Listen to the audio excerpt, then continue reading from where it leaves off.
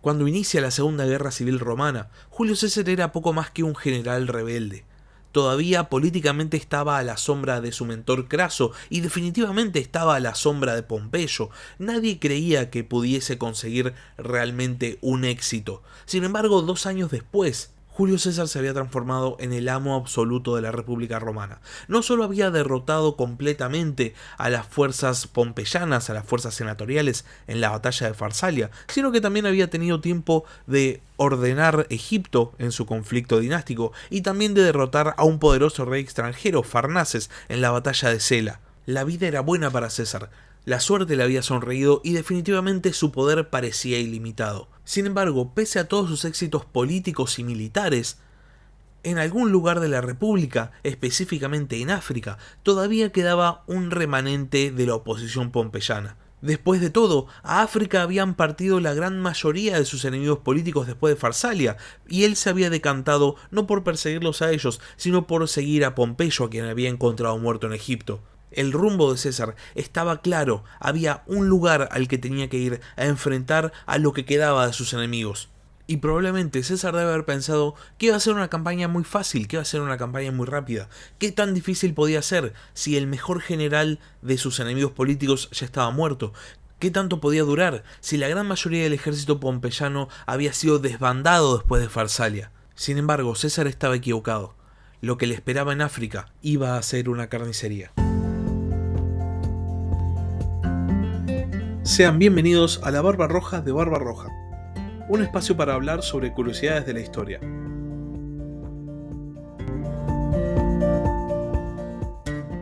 Después de Farsalia, tanto vencedores como vencidos habían tomado caminos diferentes.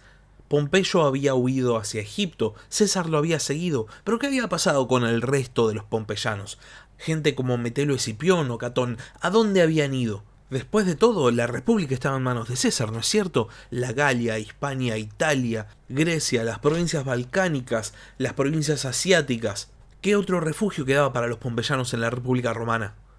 La respuesta es África. Y por esto me refiero obviamente a la provincia romana de África, los territorios que antiguamente ocupaba Cartago. A ese territorio llegan Metelo Escipión, Catón y Tito Labieno, con la única tarea de reorganizar el ejército pompeyano y volver al combate contra César. A ellos se les unen Afranio y Petreyo, los generales pompeyanos que habían combatido contra César en Hispania, y este nutrido grupo pompeyano lo cerraba Publio Atilio Varo, que había ocupado África en nombre de Pompeyo ni bien había empezado la Segunda Guerra Civil. Básicamente se habían juntado todos los opositores a César en esta región de la República Romana, y César lo sabía, pero seguramente no lo consideró una prioridad. Priorizó la campaña en Asia, priorizó la campaña en Egipto, y después recién consideró que era tiempo de ir hacia África.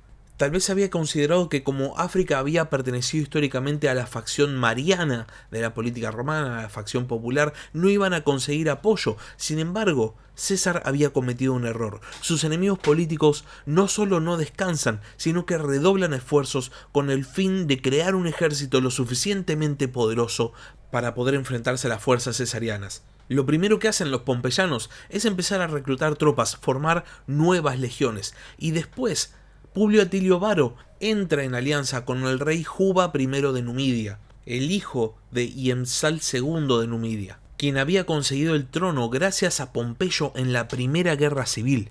Juba básicamente debía su reino a la causa pompeyana, y por eso se pone rápidamente a disposición de estos opositores a César, sumando una enorme cantidad de soldados al ya gran ejército que los pompeyanos habían conseguido. Y es interesante porque una vez que terminan las tareas de reclutamiento, los pompeyanos no se quedan de brazos cruzados, sino que deciden tomar la iniciativa y despachan a Gneo Pompeyo el Joven, el hijo mayor de Pompeyo, con un ejército a tomar el reino de Mauritania. Gneo Pompeyo el Joven no consigue tomar este reino, es repelido por las fuerzas mauritanas, pero termina recalando en las Islas Baleares, que conquista y las transforma en un bastión de su causa. Y de esta manera, mientras César todavía estaba ocupado en Oriente, los pompeyanos no solo no se habían quedado en el lugar, sino que habían conseguido reclutar un enorme ejército, conseguir reyes aliados, y aparte habían logrado, por primera vez en esta guerra civil, tomar nuevos territorios. César se había dormido en los laureles, sin embargo lo peor todavía estaba por llegar. Después de sus vacaciones en Egipto, César considera que es tiempo de volver y parte hacia Roma, que había quedado a cargo de Marco Antonio. La situación en la capital republicana era bastante precaria. Había circulado un rumor que un ejército pompeyano se dirigía hacia Roma y que planeaban tomarla y saquearla. Marco Antonio había respondido a estos rumores sacando sus tropas a la calle para poner orden. El tema es que sí había un ejército romano que se aproximaba a Roma, pero no era un ejército pompeyano, sino que eran legiones de César que se habían amotinado. Cuando César llega por fin a Roma, se encuentra a sus legionarios amotinados, protestando porque no habían recibido la paga que César había prometido. Estos legionarios no eran reclutas recientes, sino que eran veteranos de las campañas en la Galia. Al enterarse que César estaba en la capital republicana, exigen una reunión con su antiguo líder, y César accede. Cuando César se encuentra con sus antiguos legionarios, en vez de tratarlos como soldados, los llama quirites, ciudadanos, y les dice que van a recibir toda la paga que les fue prometida cuando termine la guerra civil. Esto es un doble golpe a la moral de los legionarios amotinados. Por un lado, porque César había ordenado a estas legiones que fuesen a luchar a África en su nombre, y ellos habían rehusado. La guerra civil continuaba porque ellos habían negado a luchar. Y por el otro, porque César no los reconoce como iguales, no los llama soldados, pese a que ellos combatieron con César, conquistaron con César, pero César los llama ciudadanos, quirites, y esta es una humillación que los legionarios ya no pueden soportar. Completamente humillados, los veteranos legionarios piden volver al servicio bajo el mando de César. César acepta. Su estrategia había dado resultado. Promete cumplir con la paga correspondida cuando termine la guerra civil y se niega a castigar a los cabecillas del motín. El 10 de octubre del año 47 a.C., César abandona Roma con su ejército y se dirige a África. Finalmente llega a esta provincia el 28 de diciembre, habiendo tomado una muy mala decisión. César consideraba que la campaña iba a ser muy rápida, no pensaba que los pompeyanos se hubiesen organizado demasiado, y por eso no había llevado suministros. Había dicho, ¿sabes qué? Voy, gano rápido y termino y ya está. Solamente al llegar toma la ciudad de Leptis y acampa cerca de la ciudad de Ruspina. Ahora, el problema es que África era una provincia muy grande, muy vasta, y el ejército enemigo podía estar en cualquier parte. Y César había llegado sin suministros, así que ahora tenía que salir a buscarlos. El día 4 de enero del año 46 a.C., César agarra un gran contingente de sus tropas, unos 10.000 o 9.000 soldados, y sale a buscar suministros. Estaba en un territorio que no controlaba, por eso tenía que usar tantas tropas. Tenía que ser precavido, porque le podía pasar justamente lo que le terminó pasando. La caballería de César, que actuaba como avanzada de exploración, divisa a tropas enemigas. Era un ejército pompeyano, con Tito Labieno al mando, el que había sido el lugarteniente de César en las guerras de las Galias y que se había pasado de bando. Cuando César pregunta a su caballería cuántos soldados tiene el enemigo, le responden que pocos, y César decide que tal vez es un buen momento para conseguir una rápida victoria. Pero cae en una trampa. Labieno había utilizado un estratagema para ocultar el verdadero número de sus tropas, mezclando la caballería con la infantería, lo que hacía que a lo lejos el enemigo solamente viese algún par de caballos. César entonces despliega su ejército en una sola línea. No quería verse flanqueado, pero sin embargo esto es lo que va a terminar sucediendo. Las tropas de Labieno, en vez de hacer un ataque directo sobre la línea de César, se dedican a hostigar. Atacan y retroceden, lanzan proyectiles. Las tropas de César están desplegadas en una línea fina, y esta formación rápidamente empieza a desmoronarse cuando algunos legionarios, cansados de ser hostigados, ansiosos por entablar batalla, intentan perseguir a los soldados de Labieno, que al estar armados más ligeramente simplemente escapan, se alejan. El ejército de César empieza a verse como una masa desordenada. César tiene que poner orden, si no esto va a terminar en un desastre. Ordena a sus tropas que no se pueden alejar más de 4 pasos de su unidad. Intenta mantener lo más posible su formación, pero sin embargo su línea empieza a colapsar. Es en este momento en el que César se da cuenta de que tiene que hacer rápidamente algo, o si no, sí, la campaña de África iba a terminar muy rápido, pero no precisamente en beneficio de él. Así que César ordena a sus legionarios que formen en orbis, básicamente en orbe, un círculo, replegándose todos los legionarios hacia el centro. Esto es una formación muy segura, pero tiene una contra. Es estática y aparte sacrifica completamente los flancos. Ahora no hay un peligro de que te vayan a rodear, es un hecho. Y esto es lo que termina sucediendo. Los proyectiles pompeyanos caían sobre la formación romana y para César esto se había transformado prácticamente en una pesadilla, hasta que se le ocurre una idea. Ordena a sus soldados que rompan la formación Orbis y que formen nuevamente en una línea tan extensa como sea posible. Las cohortes pares se van a dar vuelta y las cohortes impares van a quedar mirando hacia adelante. De esta manera va a tener soldados que van a combatir hacia atrás y soldados que van a combatir hacia adelante. Y una vez que la situación se estabiliza, ordena que su caballería cargue contra el círculo pompeyano con el fin de romper el cerco. Las fuerzas de Tito Labieno responden formándose en una línea doble, y esto da tiempo a César para escapar y volver a su campamento. Parecía que la situación estaba salvada, sin embargo en ese momento las fuerzas de Labieno son reforzadas por un nuevo contingente de tropas pompeyanas al mando de Petrello, y en ese momento Labieno decide pasar nuevamente a la ofensiva, logra rodear una vez más a César y sigue hostigando a sus tropas. La situación para César era completamente desesperada, pero en ese momento las fuerzas pompeyanas empiezan a quedarse sin proyectiles. César rápidamente se da cuenta de esto y ordena a sus tropas cargar nuevamente contra el círculo pompeyano con el fin de romper el cerco y poder escapar, y finalmente lo consigue, llegando a su campamento. César había sido derrotado, pero había logrado salvar su campaña. En este punto, los pompeyanos estaban definitivamente ganando, y Metelo Escipión, el líder de los pompeyanos, tenía una decisión que tomar. Podía establecerse en una posición fuerte en el centro de África, a donde César iba a tener que ir a buscarlo, alejándose de su cadena de suministros. O podía, por otro lado, unirse a las tropas de Labieno y buscar una confrontación directa. Catón opinaba que lo mejor era la primera opción, pero Metelo Escipión elige la segunda. Parte desde la ciudad de Útica rumbo a Adrumeto, y César, por otro lado, se queda cerca de Ruspina en su campamento y empieza a recibir ahí suministros y nuevos refuerzos. Una vez que logra hacer pie, una vez que logra consolidar su posición, César decide que es el momento de pasar a la ofensiva. Empieza a provocar una serie de escaramuzas cerca de Ruspina contra las fuerzas pompeyanas, y en uno de estos pequeños combates casi captura a Tito Labieno, que tiene que sacrificar a su caballería gala y a su caballería germana para poder escapar él con vida. En muy poco tiempo César había pasado de una situación desesperada a una posición de fuerza, y ahora eran los pompeyanos los que necesitaban refuerzos. ¿Y de dónde los consiguen? Del rey númida Juba I, que se presenta ante los pompeyanos con legionarios númidas, soldados que luchaban a la manera romana.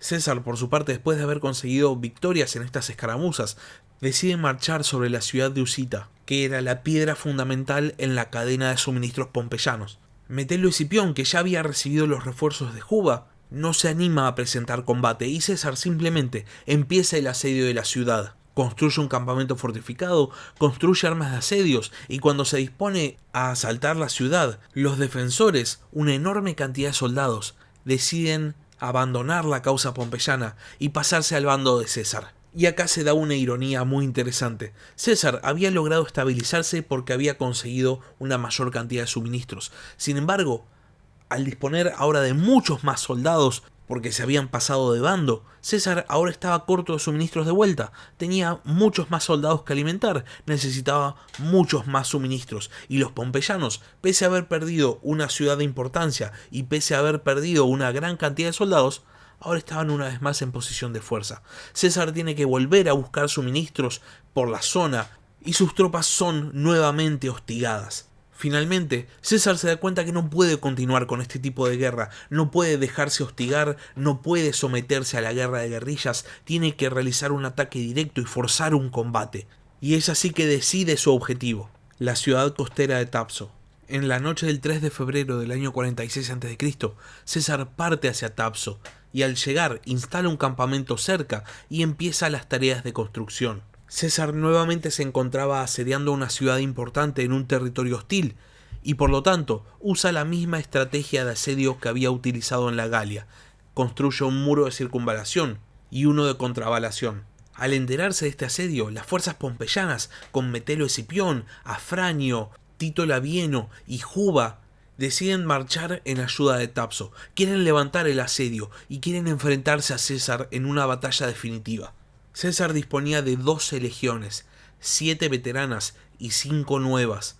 Por otro lado, las fuerzas pompeyanas disponían de 11 legiones, 8 romanas y 3 númidas, pero también disponían de un número superior de caballería. Cuando las fuerzas se encuentran, entran en orden de combate. La famosa batalla de Tapso iba a comenzar.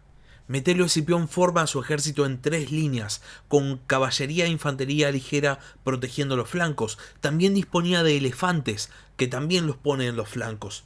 César, por su parte, también forma en 3 filas con caballería e infantería ligera en los flancos, y deja 2 legiones, continuando el asedio. A su vez, César agarra una legión, la quinta, y la divide en 2 grupos de 5 cohortes, a los cuales pone uno en el flanco derecho y uno en el flanco izquierdo. Estas cohortes tienen una sola tarea: frenar la carga de elefantes de los pompeyanos. César es el primero en dar la orden de avance general y es respondida de la misma manera por el ejército pompeyano. El centro de ambos ejércitos choca y parece no sacarse ventaja. La batalla se va a definir en los flancos. En el flanco derecho de César, su infantería ligera empieza a lanzar proyectiles a los elefantes y estos se asustan, se dan la vuelta y cargan sobre su propio flanco. Sin embargo, en el otro flanco, en el flanco izquierdo de César, los elefantes pompeyanos consiguen cargar. Las cohortes de la quinta legión de César consiguen frenar la carga de los elefantes. Pensemos lo ilógico que suena simplemente que esté diciendo eso. Atacan las partes más blandas del cuerpo de los elefantes o hacen ruidos estridentes para que los animales se asusten, y finalmente lo consiguen. Los elefantes del flanco izquierdo de César también se dan la vuelta y cargan sobre las líneas pompeyanas, destruyendo el flanco de Metelio Escipión por completo. Mientras todo esto ocurría, la caballería de César había logrado sobrepasar a la caballería de los pompeyanos y había llegado hasta el campamento enemigo. Y en un cuarto escenario de batalla, los defensores de Tapso habían salido para intentar quebrar el asedio de las legiones que César había dejado, pero son repelidos, y las legiones de César, viéndose victoriosas, abandonan el asedio y cargan sobre uno de los campamentos enemigos. Podemos especular con que seguramente estos legionarios no querían verse privados de botín, no querían no conseguir nada mientras el resto de legionarios conseguían botín y se volvían ricos. Atacan el campamento de Afranio, lo capturan y después caen directamente sobre las fuerzas de Juba I de Numidia, que se retira del combate. Y con la retirada de los aliados númidas, el ejército pompeyano se desmorona. La batalla había terminado y César da la orden de que se perdone a todos los que se rindan. Sin embargo, sus soldados no le hacen caso, y en todos los sectores de la batalla, los legionarios de César masacran a los rivales derrotados. La batalla de Tapso deviene rápidamente en una carnicería y las fuerzas pompeyanas son completamente aniquiladas. Todos los líderes pompeyanos logran escapar a la masacre de Tapso. Tito Labieno, junto con Varo, Sexto Pompeyo, el hijo menor de Pompeyo, viajan a reunirse con Neo Pompeyo el joven, con el fin de intentar generar un último reducto de resistencia.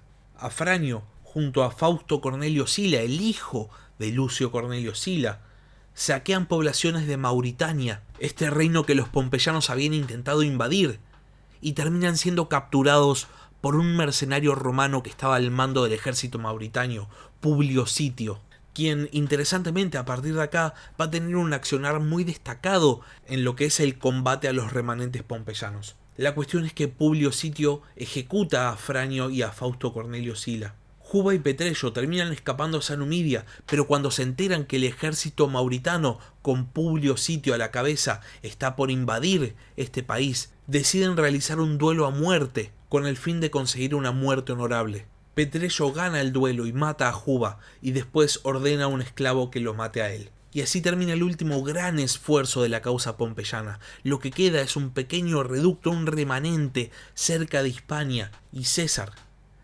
es el amo indiscutido de la República. Después de ganar la batalla de Tapso, reanuda el asedio y la ciudad eventualmente cae. Después asedia Útica, ahí se refugiaba Catón, y cuando César toma la ciudad, se entera de que Catón se había suicidado al enterarse que sus compañeros habían perdido la batalla. Se cuenta que al enterarse de la muerte de Catón, César dijo: Catón, a regañadientes acepto tu muerte, como a regañadientes hubieras aceptado que yo te perdonara la vida. Por último, Metelo Escipión también intenta llegar a Hispania, quiere juntarse con los otros y formar un nuevo frente pompeyano. Sin embargo, una tormenta lo obliga a volver a aguas africanas y termina atracando en Hippo Regius, donde entra en combate naval con Publio Sitio, quien lo termina derrotando, y al verse nuevamente derrotado, Metelo Escipión se suicida. Ya no quedaba ningún enemigo de César en África, y de esta manera esta provincia quedaba completamente pacificada. César puede volver a Roma y llega a finales de julio del año 46 a.C. El Senado reacciona ante la llegada de César, nombrándolo nuevamente dictador de Roma por 10 años. César ahora es el dueño indiscutido de Roma y lo celebra con un enorme triunfo.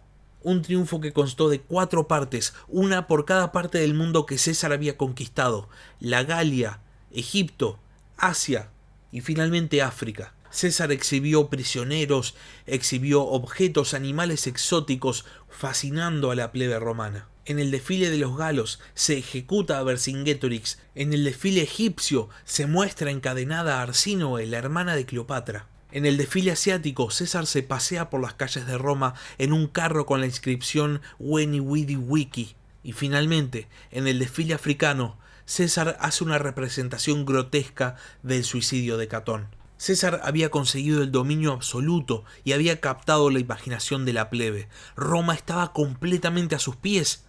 Pero ¿cuánto tiempo iba a soportar la República el yugo de un nuevo monarca? Y hasta acá llegamos con el capítulo de esta semana. Si la historia antigua, si la historia romana o la historia en general les interesa, no se olviden de suscribirse al podcast. Pueden suscribirse tanto en Spotify como en YouTube. Y si tienen algo para decir, si quieren comentar algo, hacer alguna pregunta o solamente quieren comunicarse, pueden escribir un comentario en YouTube. Pueden escribir un mail al mail del podcast, labarbarroja@gmail.com, o también pueden seguirme en @barbarrojacast en Twitter. Por último, no se olviden de compartir el capítulo. Muchas gracias por haber escuchado y hasta la próxima. Gracias por escuchar La Barba Roja de Barbarroja.